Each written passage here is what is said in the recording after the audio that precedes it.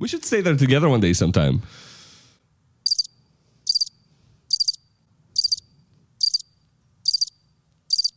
Okay, so let's get back to the actual question.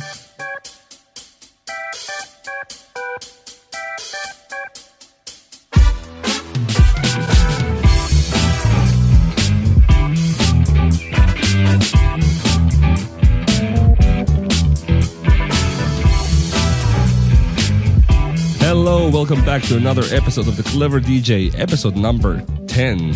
I'm Ilya. And I'm Nino. We're very excited for this episode. Yes. It's been a little while. It's been a new month. Yeah. March. It is? It's March? Yeah. Well, we were recording ahead of time. Of course. Okay. Yeah. I guess.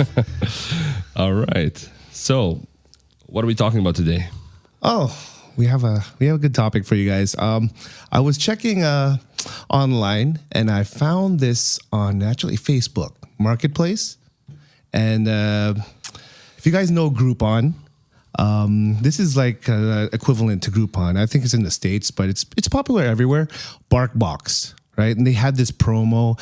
It didn't say the company name or anything. It says wedding DJs starting from $600. And that really triggered a lot of DJs, especially at this Facebook company, Facebook page that I'm currently on, and a lot of them just like, what? $600? Like how? How do you even charge that much, right? And I'll tell you how. How do you do it? You pretty much start off not knowing what you're doing, not being able to charge anything more than that. 600 is actually great for me. Yeah? That's your 2,000. Well, I when guess. you charge 2,000, that's when I charge 600, or like that's when you charge $1,500. That's when I charge 600. Well, but I had gigs for 1,000 already, over 1,000, right? Like I worked my way up there, but I had to start somewhere. Well, especially if you don't have wedding DJ experience, it's a lot different. Oh, wait, that's for weddings? That's for weddings specifically. So the lowest I was going to go for a wedding was $800. Yeah. Yeah. But weddings is a different animal altogether because you're not just DJing wedding. There's a lot of moving parts to just to weddings itself. You're not you just do everything there. Well, depends on it. It all depends, but here in Canada, Toronto, Canada, the average cost of a wedding DJ, and this is I just checked this up on Google. It's from $500 to $2,000. So what a big gap. It is. That's an average. That's the average, right? So in between there is the average, but it goes up from there. 800. It goes not the lowest. Yeah, I would charge more today. I never did it, that wedding, right? He never signed with me. Like he never actually booked me, but I would have done it for 800. I'm happy he didn't because that guy was too much, but 1,000 probably would be something what I would charge right now. You'll be surprised, man. It's tough to get, especially in the market these days. It's pretty tough to get a DJ for under 1,500 is really tough. Like I've been finding, like, because I have a team with me, I've been trying to sell my team and stuff. Like that's not even including just getting me personally, because there's add-ons when you book with me personally, right? But 1,500, 2,000 is the average we're trying to sell to clients, and a lot of them are not biting. It's the economy right now. It's hard. Here's the thing: you have your wedding wire, you have your Facebook, you have your Google reviews, and all of them are amazing. You have all this content, you have all these stories on all these platforms. You're extremely like marketed, right? Like you have all this content and you have all of these testimonials, and they're not biting. They're still not with biting. you either. Yeah. So you're expecting me to charge anything more than $600? Like, yeah. Right? When I'm just starting out. Now that I have content, I have some clients, I have testimonials. Now I'm charging more. I'm charging $800, $900, $1,000. You haven't done wedding yet. That's a thing. And especially that, if I haven't done a wedding, I'm not going to charge anything more than $800 to $1,000. Yeah. Just because I don't feel right charging them that. It's right? tough because the average couple has never actually gotten a DJ before. They don't know what to expect from DJ. They hear from people like, okay, what they figure in their head, okay, what is the DJ doing? They're just playing music, right? $200-$300. That's in their head. So disrespectful. It is, right? But they don't know. They're not informed, and that's our job to inform them that we do more than just playing music, man. It's pretty much the soundtrack to their wedding. Yeah. Right? Let's just say that it's hard to say what's the most important part of a wedding, but I'd say a DJ is one of the most important parts. You'd be fine without flowers. It wouldn't look as nice. You'd be fine with a lot of different things, but without a DJ, even without a coordinator, because the DJ would be able to set up a lot of coordinator-related things. Like you've done that. Yeah. So many times. I have, because they didn't have a coordinator. They didn't have a coordinator, and that's on them. And I was surprised to okay, there was times that I just was going DJ there, but I didn't expect to do coordinator. But I have to. I see you setting them up. Okay, you're gonna go in first. You're gonna go in second. Yeah. You're telling them when to cut the cake. Literally, you did 2 jobs in one event, right? Yeah. So a DJ is extremely important, but you have to kind of sell that to them when you speak to them on the phone or your first email. That's the thing. They don't know what to expect. They don't know that they need a coordinator to coordinate. But then you're put on the spot because you're the person. How do you not there know that? Taking the music. They That's don't know. common sense. It's the first wedding, so they're dealing with so much stuff, with wedding related stuff. I don't know. It's too much. I'm not married. Way before I even started DJing, I knew that it's common sense to have a coordinator.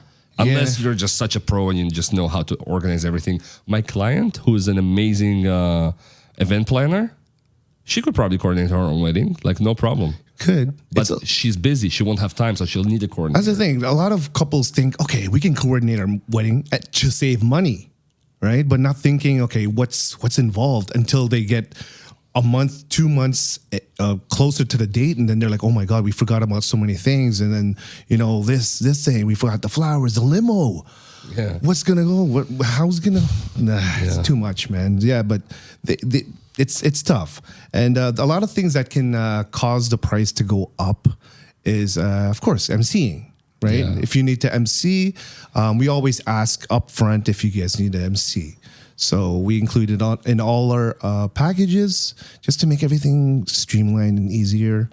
Honestly, I believe emceeing should be just a basic given It is feature. usually, but a lot of DJs don't MC.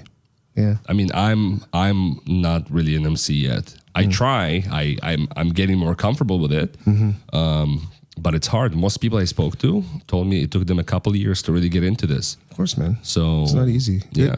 Especially if you're a DJ, you have to learn how to DJ properly for the wedding, right? So that's the first thing I learned, like DJing first, and then MCing had to come as experience went, and I wasn't good at it at the beginning too as well. So it's just a thing that you have to do it to get better at it. Yeah. Right? There's no way around it. Now there's a lot. Now the average price for wedding DJs in US now is $500 up to $4,500. Yeah, they make money there. They make a lot of money in the US, man, and they charge more too. And then their dollar is a lot higher too. Man. Yeah, we actually have quite a few listeners from the US. We see all the stats, so a lot from Canada, but a nice chunk of people watching from the US, like maybe 20%, 30% of people watching from the US. Yes. And then there is like 10% from all around the world. Quite a few from the UK as well. Africa, India. Wow. Yeah, we had someone from Brazil. Really? I believe. Yeah. So I wonder what they think about some of the things we're saying here in Canada. Yeah, it's a little different how weddings go in the US. Their weddings are a lot shorter. They do 4-hour weddings instead of ours here is like almost 10 hours on average. 4 hours? Yeah, 4 hours. Do they have a party after? Or? They do. It's included. Usually it's just dinner and then straight into dancing. And dancing is usually 2 hours to an hour and a half. And they charge $4,500. Yeah. Wow, let's move. So lucky, man. Let's go. We have what time do our dance floors start at like 8 or 9, and then we have to 8 go if you're till lucky. What do you mean? 1 o'clock in the morning. So you're thinking 4 to 5 hours. I mean, dance they're floor. lucky 8. Not Yeah, us. no. This is the norm here in Canada. Like Toronto, well, not, I think in Canada in general, right? Here in Ontario, especially. Yeah. So there. 8 the earliest, 10 the latest. Some weddings. Well, to 10, it depends if the DJ sucks. No, remember we just couldn't start. They were so disorganized, and we're like, when is the dance floor going to start? There were at least 3 or 4 weddings. Oh, the start. I thought you were talking about the end. No. Yeah. Some weddings start at 10 o'clock, some even 11. Right? You know, certain people who just leave super early. Certain like ethnicities, like they just like don't stay for the. Oh, yeah. Obviously, yeah. We don't have to mention the ethnicities. Yeah, but really much. Right? We actually spoke about it a couple episodes ago. We did. It depends, right? It depends. It depends a lot of things. Like the prices should be, I'd say, market value is 1,500 and up. But of course, it depends on your experience. If you've done weddings before, your reputation as a DJ. Now, if you have a sort of like a name in the DJ community in your area, you can afford to charge a lot more, right? $2,000, $2,500, $3,000, depending on your reputation, and then what you can bring. If you can MC, especially your add-ons and stuff, like if you have a photo booth, if you have like moving heads, uplights, those are factors that'll raise the price pretty quick, right? So a lot of things too. Experience. Now, if you've been doing it for over like 10, 15, 20 years, of course, you have that experience. You have that track record that you definitely will be able to deliver, like getting the night of their wedding, right? So that's what they're paying for, your experience, right? Even they're paying for your hourly rate. It doesn't matter how long your actual wedding is. It took you 20 years to get there. So yeah, same for everything else. I used to fix computers or build websites, and they would complain. They would say, not everyone, but a few people would complain and say, sure. "Oh, it only took you 20 minutes. How come you're charging me $200?" Yeah. I'm like, would you rather it took me 4 hours? Like, Yeah. I did it in 20 minutes because I'm a pro, because I know what I'm doing, Yeah. right? And you're paying for that. Like, Exactly. And when I asked him, would you rather it took me 4 hours? And he's like, actually, okay. I don't understand why it's so much. And then I literally decided to spend half an hour to teach him everything I did. And at the end, he gave me a tip. exactly, right? Because he was like, yo, I didn't understand that's everything you had to do for me, Exactly. before. That's exactly how DJing like a wedding is like go as well. Good analogy. Yeah. Perfect. Right. Another factor that will raise the price is the date. Right. Saturdays are peak hours, Yeah, like can't peak get DJs. days. Right. So it's really hard to get good DJs. A lot of the good DJs are booked already for Saturdays in advance. I'm booked until 2026. So for Saturdays, 2026 right? already. Yeah. I'm getting booked on 2026 already. Recently, you told me 2025. Oh, Yeah, wow. 2025 is Good job, already. It's pretty much booked for all Saturdays, right? And then it comes Fridays and then Sundays.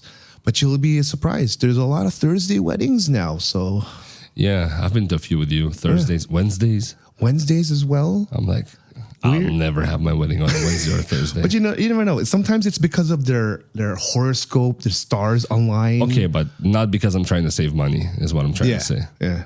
Right? It'll be on a Saturday, so everyone's comfortable. Everyone gets to stay. Everyone gets to stay, sleep and in. sleep in the next day. But then sometimes there's a long weekend on a Monday. My wedding's gonna be a weekend event. Yeah. I'm gonna book all the units around, at the spot where you DJ in Northridge Inn. Yeah, Northridge. Yeah. That's sick. Is it Northridge Inn or Northridge? Northridge Inn. Yeah. Yeah.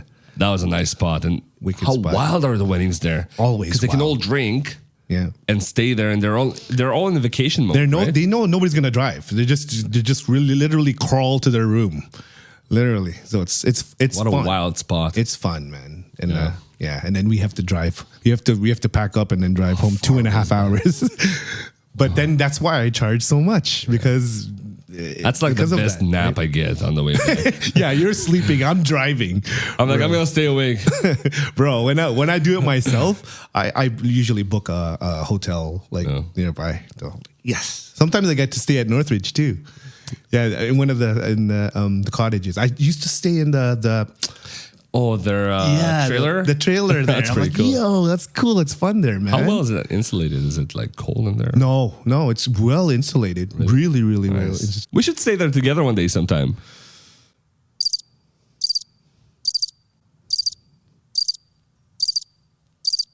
Okay, so let's get back to the actual question. Oh, well, the actual topic, which is the BarkBox Groupon thing. So, $600 wedding DJs. I don't know, but you know what the thing is? The thing is, you should never hire a DJ for $600 for your wedding. Let me just tell you that. Yeah, well, it's one of your most important events of your life, Well, which you'll most likely only have once, maybe twice.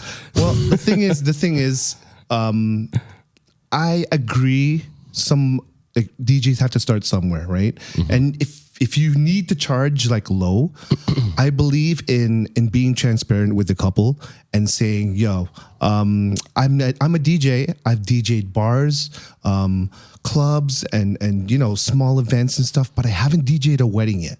But I have shadowed a mentor or been around a mentor that's shown me the way. So I have an idea of how to do it.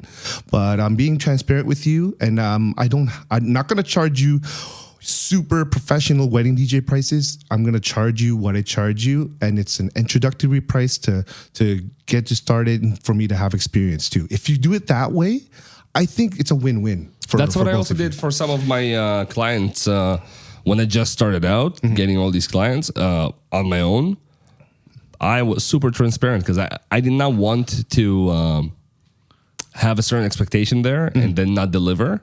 So I said, hey, like, I know what I'm doing, but I don't have certain types of experience that you would get from people who did it for 5 or 10 years. Yeah, exactly. I showed them a mix of mine. I told them what kind of experience I have, and they were comfortable with it. And I said, that's why I charge you 300, not 600, or 600, not 1200, right? Depends on the event. And after 3, 4, 5, 10 gigs, my prices started going up by 100, 300 bucks, 500 bucks, right? I did the same event, two events. One I did for like 600 bucks, and the next one I did for almost 1100, right? So I already knew I can do this. But being transparent is super important. It is, especially when you're starting something that you don't, super important. You're not really familiar with, especially wedding DJs. Wedding DJing is a different animal, and you want to be transparent to the couple if you don't want to ruin their day, right? Yeah, I know some or a lot of DJs just learn the basics and they just try to make money. Yeah, right. That's terrible, though. It's especially using their wedding for a practice grounds. Yeah, I wouldn't. I can't. I'd feel terrible with That's that. Something. Imagine you hire someone for a birthday or something, right? Yeah. And then they just crash your event. I mean, they just ruin your event. Yeah. I mean, how would you feel, right? Terrible. I'd be like, what the hell is this guy? Right. Why'd we hire this guy? So that's why I make sure that they know everything. They know everything. Going in. And then they can help you as well with the music and stuff, with the program. You can deal with it together. I built great relationships. Like right now, my previous clients who were well aware that it was one of my first gigs, or my first gig even. My first one called me back, said, hey, we have another event. Yes. We want you and only you, right? And that's the thing about you. Loved it. You have good PR skills, and you know to talk and just have a good relationship with your customers and clients, right? So they can get you back. With weddings, usually it's only a one-shot deal, though. That's the thing. But having a good relationship with the couple before you go into that wedding is very important. So you have the connection with the couple. Exactly. And you can make a bad impression or a good impression on so many different people. There's the couple, all of their guests who are also going to have weddings or something, right? Yeah. The coordinator. And they will definitely recommend you if you do an amazing job, right? So when you go into a wedding, you got to be ready. So it's a different animal. So I understand why DJs charge that low, but if you're charging that low, you sometimes it's like you get what you pay for. Yeah. get your money's worth. Sometimes some DJs don't risk. think about it. It's a risk sometimes, right? Especially if that's okay, all in just to get the gig. $600. Get us, and then we'll book with you now. Sometimes they don't even show up. A lot of horror stories where DJs don't even show up What for do you the do? gigs.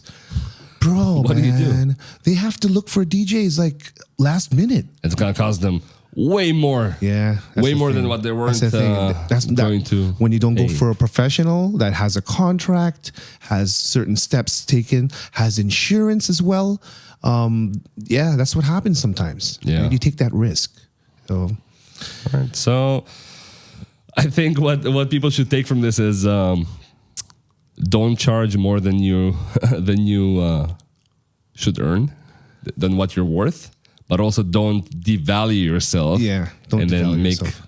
all of us pay for it. Yeah. 'Cause, I mean, $600 for a wedding is ridiculous. I mean, a lot of these people keep charging that price over and over again. just to get more gigs or just to fill up their calendar, and that's wrong. Do you agree that what we said, as a beginner, you're allowed to do it once or twice just to kind of get the experience? You But do. then you gotta raise your prices You got to right start after. raising it once you start seeing like if you get good results from your client and you do an amazing job, right? It shouldn't take you more than 3 or 4 attempts, right? Like, I mean, if you're doing it for 5 or 6 or 7 weddings and it's still bad, you probably shouldn't be doing it anymore. Yeah. Until you get better.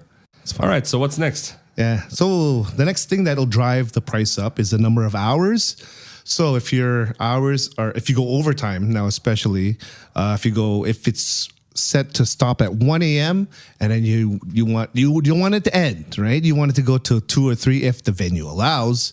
And of course, we'll charge another $100, $150 on top of that, depending on your prices, right? And especially if you start with the ceremony, of course, the ceremony sometimes starts really early, around lunchtime.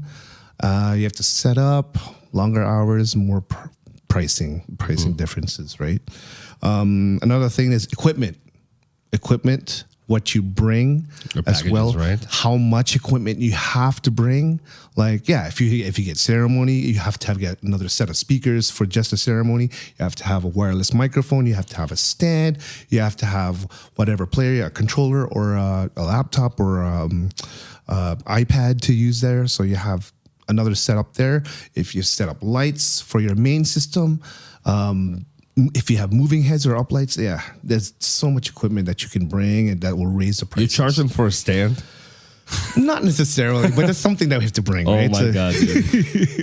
Even I wouldn't. I charge them for the cord, the XLR cord, the air that they breathe, stuff like that. Nah, it's all good, man. So, But yeah, the extra speakers and everything, I understand. Of course, lights and everything. yeah, that's stuff that'll just raise the prices. And then, of course, office expenses, the stuff that you don't see, our preparation, our the hours that we put into actually preparing your crates, your music, and to integrate it into actual night. It takes, your phone calls, your emails, answering emails back and forth, administrative stuff, record pools, what is it? Gas as well. Yeah, I find that if the event is, let's say we show up around 2 p.m. and then we finish by 1 a.m. We finish at 1, then we still then have we- another yeah. hour to About unload. 12 hours, right? But then Yeah. I always find that it's about double to triple the time of the event.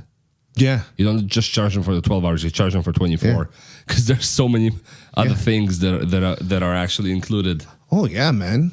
We're literally the first people to get there and the last to leave, other than the employees who work at the actual venue. And they're the last to leave because they have to kick us out first. Yeah, they have to kick us out. They have to close the actual venue. So that's the only reason why they're staying. Otherwise, they'd left earlier. Hey, actually, at some places, they actually left. They just said, everything's locked once you guys are gone. Just close the door and it closes automatically behind us. No, right? it wasn't the door. Remember when we were outside?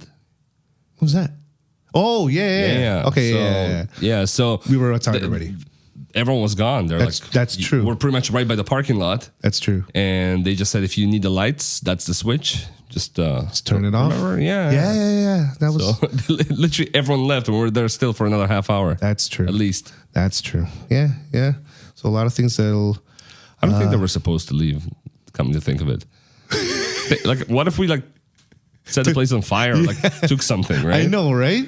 So we're gonna go back to the beginning of the topic, which is that BarkBox ad that I saw on Facebook, the Groupon thing, right? So the caveat here is it says starting at 600, so you never know. It could be just a ceremony, right? Or it just could be a genius marketing ploy just to get customers to reply. And Exactly. And it triggered DJ, so obviously it's gonna get customers' attention by just that low price, right? So Yeah, but I think most people, once they hear their scammy ways, they'll be like, okay, well, you know what, we got the same prices somewhere else, and they'll just turn around and leave. well, that was the whole point of having the $600 is just to get their attention, to get them to reply. So if they have something, the thing is, that's how sales works. Yeah, exactly. Once you get their attention, you better have something else. You better have something else. Yeah, keep them. exactly. If everything is the same as everyone else, you have the same prices, you better have something special that nobody else has. Otherwise, they're going to say, okay, well, what's the difference? And just turn around and leave, right? Yeah. But that's the whole point. Once they reply to you, it is. But I understand what you're saying about trying to keep them and trying to sell it. Right? Same thing with DJing. I mean, you can get a gig and be terrible, and then you'll never get booked again by that person, Exactly. right? So Exactly. So that's pretty much it. So I think we're good, bro. I think we're good. Yeah, I think that was a good episode. Yeah, it was good, man. All right, man. Well, thank you very much for joining another episode of The Clever DJ. And till next time, guys. Yeah, we'll see you guys soon.